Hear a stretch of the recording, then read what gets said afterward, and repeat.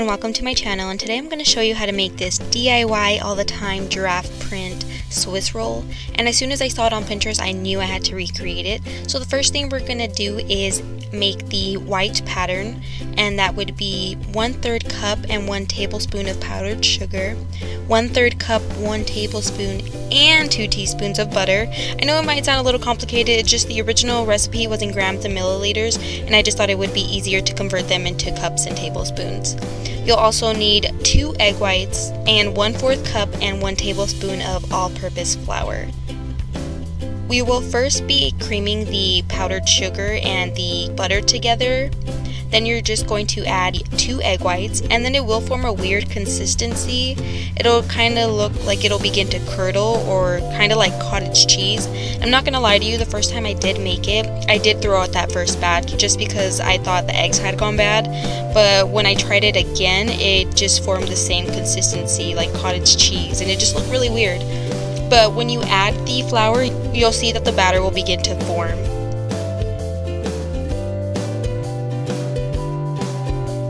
Alright, then after adding the flour, it'll just turn into a cake batter paste-like consistency, and that's exactly what we're looking for.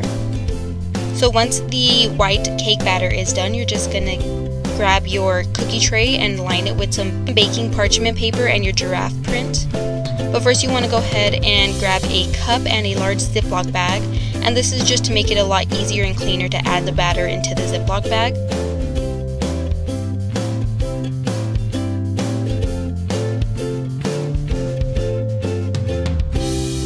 After adding the cake batter into the ziplock bag, you're just going to take it out of the cup and you're going to twist one end of it just to make it nice and tight so it's easier to pipe the pattern. And then at the other end, you're just going to clip a very tiny corner, and then you're going to begin to pipe the pattern. And I do say just to clip the end of the ziplock bag fairly small, just because if you make it a little too large, the pattern and the detail of the giraffe print will just look really large and expand, and it just won't get all the fine detail and keep the pattern very nice at the end after you take it out of the oven. As you can see, it was pretty windy when I was filming. You can see the strap of my camera just flying into the screen. I do apologize for that, but I swear every time I decide to make a video, it's either windy, cloudy, raining, there's always something, but you know, we gotta make it work. So once you have finished the pattern, you're just going to place it in the freezer for about 20 to 30 minutes. So we're going to go ahead and continue on to the chocolate batter, and that's going to call for 4 eggs, and you're going to separate them. So it'll be 4 egg yolks in one bowl and 4 egg whites in the other. You're also going to need half a cup of butter, 1 tablespoon of cocoa powder, 3/4 cup the all-purpose flour, and half a cup of granulated sugar. So the first thing we're going to do is just add half of the sugar into 2 bowls, so 1 and 1/2, and then just pour the rest into the egg yolks. After adding the sugar to each of the bowls, what you're going to do is mix the egg whites and the sugar until it forms stiff peaks and it looks light and fluffy. Then you will melt your butter. It'll just take a few seconds just until it's all liquefied, and you're just going to set the butter aside. And with that same mixer, just start mixing and combining the egg yolks and the sugar together. Now once you have both your egg whites and your egg yolks completely combined with the sugar, you're going to begin to fold the egg whites into the egg yolks in 3 batches.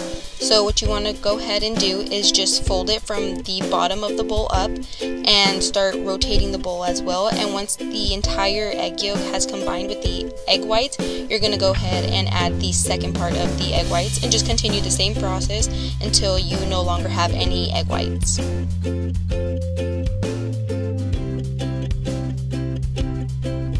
Now that the egg whites and the egg yolks have been combined, you're going to add half the amount of the flour, half the amount of the cocoa powder, and half of your melted butter into that batter, and continue the same process of folding in those ingredients. And once you no longer have any cocoa powder streaks, you're going to add the rest of the ingredients, which will be the cocoa powder, the all-purpose flour, and your melted butter.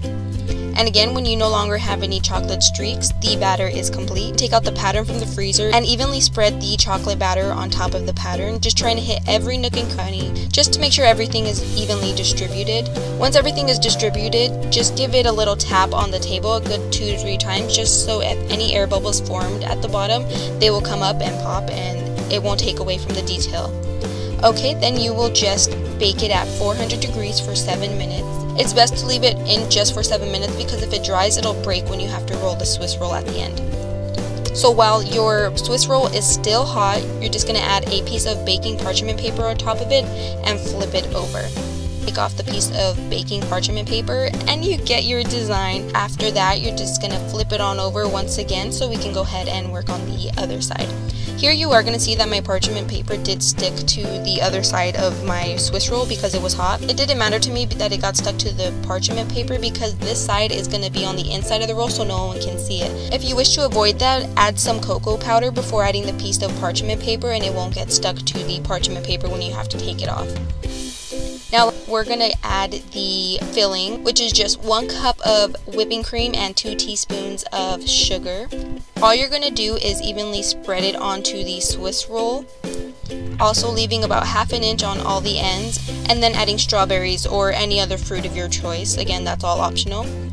Now lastly, all we're going to do is roll the Swiss roll. I would say just roll it with confidence. Once you have it, just go for it, because if you hesitate, it might break, and that would just be so disappointing and heartbreaking.